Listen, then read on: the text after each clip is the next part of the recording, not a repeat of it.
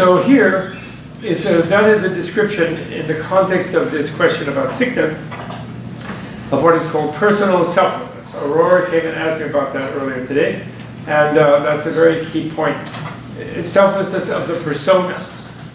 Persona in Latin means a mask, by the way, in case you didn't remember your Latin in grade school. And so personality is sort of like one's habitual sort of identity that I think I'm like, so it's connecting with the face in a way. It does connect sort of with one's sense of one's face. And so there's an experience when you look for in yourself your personality. Like, where's the root of my personality? Do I have a code? Like, you have an ID card, right? Gets you in and out of certain buildings on Columbia campus. And it has like a barcode on it, and that picks something in a computer, right? Well, is there a barcode somewhere in you that is your identity? And I don't think anybody would agree that there was. Maybe some neuroscientists think they're going to find a barcode planted on a neuron in the hippocampus or someplace. Maybe they have a dream like that. But basically, they know that that's not the case. Because these different things, it's very plastic. Neuroplasticity, has been discovered. And so, anatomically, we can immediately sense that in modern times, thanks to our analytical sciences. But still, we may feel that there's some unchanging thing that's our own identity inside ourselves. We do, and we do, right? And we feel like what happened to me yesterday, and now there's some point of continuity in there that's an unchanging Bob Thurman that is still there, that doesn't change. I feel that's there.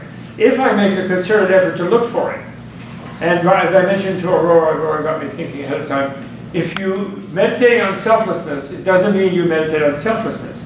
It means you look for yourself. You try to find, first of all, you acknowledge that you feel that there's something fixed in you that's your identity. An identity, Latin idem means the same. Titi means abstract suffix, right? So sameness, not unchangingness. So we have a sense of identity. And so meditation on identitylessness or selflessness means looking for yourself. So when you do it, the first step in meditating on selflessness is trying to imagine what yourself is. And then they have a special thing, a key thing, in all these instructions of meditation, where what you do is you remember some time when some roommate of yours or some friend or some relative or some sweetheart or whatever accused you of something when you were innocent. Can you remember an event like that? It could be just a traffic cop gave you a ticket that you didn't deserve, or it could be anything like that, but something when you're innocent and someone accuses you falsely. Then if you can remember that very strongly, that's what one meditates on.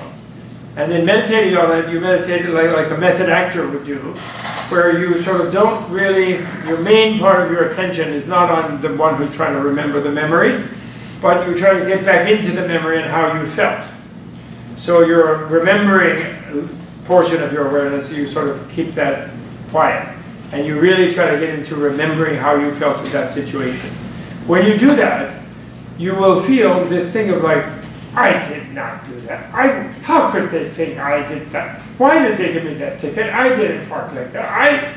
And the I, you will observe that the I seems to come from a deep gut place, which seems like the real thing. There's something real there, that's you.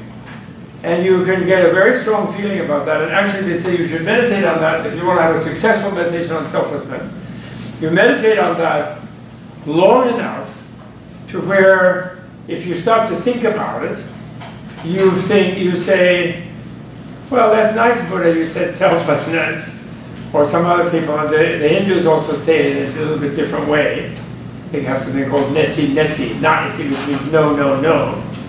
And critiquing different things that seem to be the personality, the self, and going deeper and deeper inside oneself. But you say, well, you could say selflessness, Mr. Buddha, but in fact, I don't agree. I think I'm here. On the gut level, I do. Maybe I can intellectually say, well, yeah, I'm made of atoms, and there comes a real good modern science, and there's no fixed homunculus, there's no fixed Bob Thurman inside sitting at my heart center or my brain or something. I can say that sort of thing. But I feel I'm really here. That's no question about it. So I'm not really, I realize that, and I realize I give you enough credit as a psychologist, and a scientist, as an aware person, to know that the people you're talking to feel like that.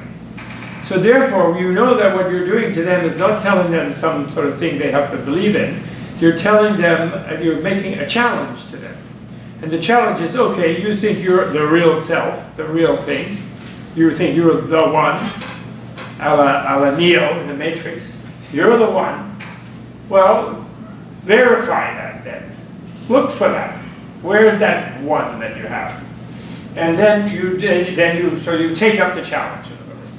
Then you take up the challenge, you look inside, and then they have that thing that we already looked at. You've seen it in many of the books called the 5 aggregates, and I think I already listed them. Right? The material processes, the sensational processes, the sensory processes, the conceptual processes, the emotional processes, and the consciousness processes. So that's like a heuristic blueprint of the mind-body complex. Mostly mind, and the body is just 1 out of 5. And you look, so you anatomize your mind and body, and then you look for where's the real Bob Thurman in there? Where's that real Bob Thurman? I mean, I know the outer thing changes, you get older, things change, your looks change, everything changes. But where's the real one that has never changed? That I feel that I have this kind of ingrained intuitive feeling is there. Where is it? And looking in those 5 things, and then they say, of course they say, well, if you do find it, let us know.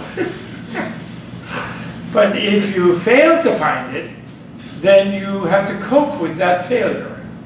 And actually, the coping with that failure is therefore the experience of selflessness. In other words, sort of sustaining the failure. I didn't find it here, I didn't find it there. When you look for something, like you're looking for something in this room, that you know what you're looking for, right? Then you look and look and look and look. And in all the places where it might be, under the conditions where you might perceive it or encounter it, and you don't find it, there's sort of never a moment which is the ultimate not finding. And sometimes we compulsively look again and again for something we're really missing. It's because negation, as a kind of cognition, a failure to find an object rather than finding an object and feeling conceptually we have a hold of it. Failing to find an object is a kind of open-ended thing. It isn't quite as neat. Closure is not as neat as in a positive thing like there's a recorder, which is just really a superficial thing because my word recorder fits over that kind of a mechanism. I recognize it. That's a zoom thing. So therefore it's kind of complicated, the process of failing to find the self, which is called the realization of selflessness.